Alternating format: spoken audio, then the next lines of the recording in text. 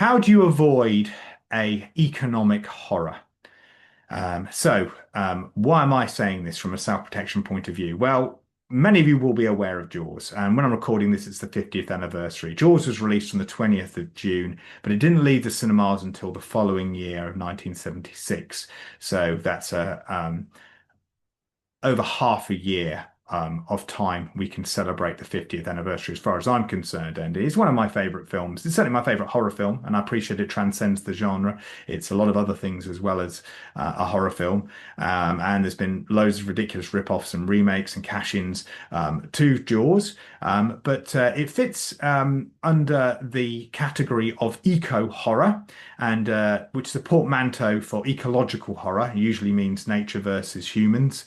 The obvious predecessor to Jaws, successful predecessor to Jaws, was the 1960 Alfred Hitchcock classic The Birds, based on Daphne du Maurier's short story of the same name. Obviously, Jaws was based on the 1974 pulp fiction novel by Peter Benchley of the same name. Within Jaws, we've got lots of different types of terror and horror, and I know there's distinctions if you're into English literature between the two. But let's just say, it's a very, very scary story because it touches upon lots of types of fears. Now, the obvious one is the primal fear, and the primal fear could be summed up easily in self-protection terms of don't go near what is obviously dangerous when your danger signals are being given off. Don't go into denial. But as we segue off from that denial, we can go to the film's secondary antagonist and the novel's secondary antagonist, if you like, which is Mayor Vaughn. And in the novel, Mayor Vaughn is given a backstory of being hounded by the mafia. He's in debt to the mafia, and therefore it's his motivation to keep the beaches open is down to trying to pay them back. In the film, that part of the plot is completely disregarded, and we know the main motivation for Mayor Vaughn is that he wants to stay in power, he wants to be re-elected, and he's not going to do that if he's the mayor that closes the beaches at the height of summer season on an island, Amity Island, which derives its main income, as most beach resorts do, as most seaside resorts do, as most areas that have anything to do with the sea and beaches and things like that, which is the tourist industry in the height of summer, especially on July the 4th. There is the famous line that encapsulates all that, where he's arguing with our main protagonist, Sheriff Brody, the new sheriff in town from New York City, where he says, Martin, that's Martin Brody, it's all psychological. You yell barracuda, everybody says, huh? What? You yell shark, we've got a panic on our hands on the 4th of July. And that sums it up from a business perspective. He is, in many ways, he's weighing up the risks, what's going on in the story. He sees the threat of a shark, but he sees the bigger threat of the entire island starving because the tourist industry is going to take a massive blow by closing the beaches, and certainly by putting out the word shark to everybody. That's the last thing you want in a place where your main source of income comes from the tourist industry during the summer, who want to have fun on the beach and go for a swim. So yeah, that's that part of it turns the eco horror portmanteau into economic horror. And I'm not the first person to call Jaws that. I did hear somebody else say that, which is part of my inspiration behind this. And it made me think about the economic horror that you can see within the workplace. If members of staff do not feel safe, are threatened in any way, if there appears to be a growing threat of violence. And a lot of workplaces face that threat and don't always do something about it. Fortunately, I have worked with some wonderful companies who have seen that problem.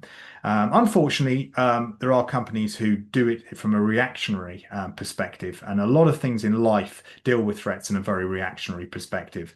But we can often make some useful predictions in life.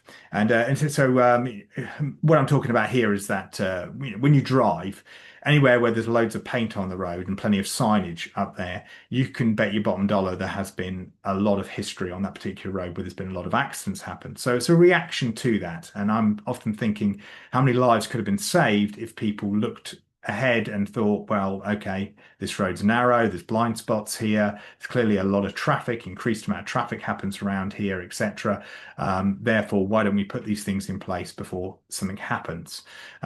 So same sort of thing within the workplace. I've been booked, fortunately, by a lot of forward-thinking companies who do just that. They look ahead. They're not reacting to things. But I have been in plenty of circumstances where people have booked me just because, quite simply, they have faced the threat of violence to them or to their staff. So if you're involved in retail, then obviously you could be very much on the firing line. You're open to the general public. You're open to people who could potentially cause you harm.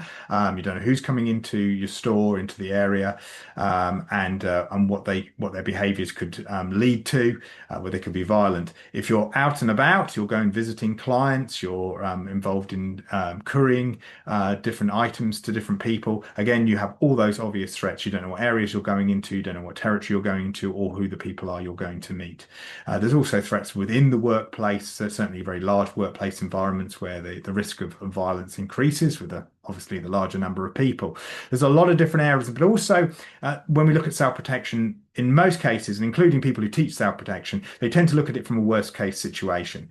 They tend to look at it as the threat of being killed by an antagonist or seriously injured by an antagonist. They don't think about the mid to low level risks, which are far more common in self-protection, but there's still assaults and assaults that can result in deeply harmful psychological impacts on individuals years afterwards.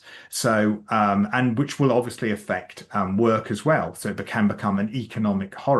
If people are frightened to come to work, and that kind of thing can obviously spread throughout a workforce. So producing members of staff who feel safe in their work environment, they feel much more aware of situations. They're better at reading people. They're better at reading situations and hazards. You're going to create a much happier, healthier workforce, believe it or not. These aren't going to be people who are going to become paranoid, at least if the self-protection is taught properly. They're people who are going to feel a lot more comfortable because they know to look what signs to look out for and things like that. So they get more confident about getting on with their day-to-day work. So yes, don't be like Mayor Vaughn and wait for the horror to come to your shoreline, to wash up on your shoreline, to drop the bodies, metaphorically speaking, at your feet. Be that forward-thinking leader, okay, who wants the best for their staff, who wants staff who feel totally empowered and empowered in the real sense of the word. I'm not just a throwaway motivational guru sense of the word, as in they feel strong in what they do because they have got confidence, which has been born out of competence from a good course. So invest in that course, consider self-protection and make it part of your staff training today. And if you're watching this on YouTube, please don't forget to like, subscribe, and I'd love to hear your feedback, whether you're watching this on YouTube or LinkedIn or anywhere. I'd love to hear your feedback. I'd love to hear a discussion going about this, about the advantages or disadvantages, if you like, of investing in a self-protection course. And look forward to hearing from you all soon.